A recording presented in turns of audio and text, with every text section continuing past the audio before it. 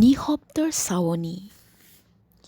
কেতিয়াবা মাজনিশাৰ নীৰৱতায়ো কিছুমান এনে দৃশ্য দেখুৱাই যায়, যাৰ উত্তৰ আজিও বিচাৰি পোৱা নাযায়। আজি শুনক চুমিৰ সেই ভয়ংকৰ নিশাটোৰ কাহিনী। নিঃশব্দৰ ছাৱনি। মাজনিশা ঠিক 12:45 বাজিছিল।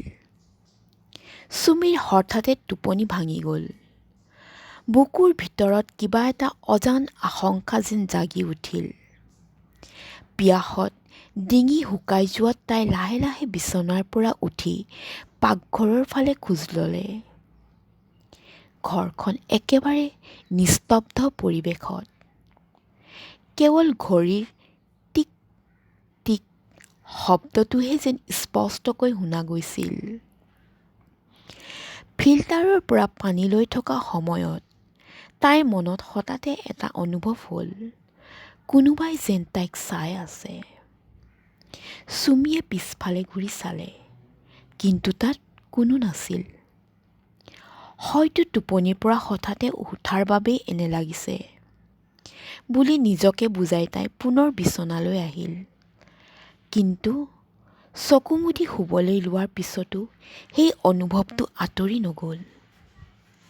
তাইৰ এনে লাগিল যেন কোনোবাই ওচৰতে থিয় হৈ আছে, ডাঙৰ ডাঙৰ চকুৰে তাইলৈ চাই আছে। ভয়ত চুমিয়ে লাহেকৈ চকু মেলিলে, কিন্তু আন্ধাৰৰ মাজত একো দেখা নগ'ল।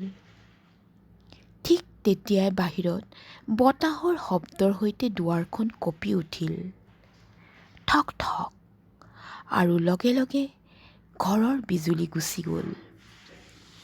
চুমিৰ বুকুৰ ধপধপনি বাঢ়ি গ'ল। তাই কঁপি থকা হাতেৰে মোবাইলটো লৈ টৰ্চ জ্বলাই ল'লে। টৰ্চৰ পোহৰ লাহে লাহে ওপৰলৈ উঠিল, আৰু তেতিয়াই তাই দেখিলে ওপৰত কোনোবা এজনে চুলি মেলি এক অদ্ভুত হাঁহিৰে তাইলৈ চাই আছে।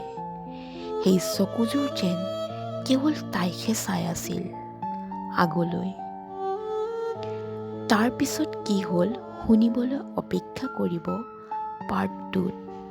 ধন্যবাদ।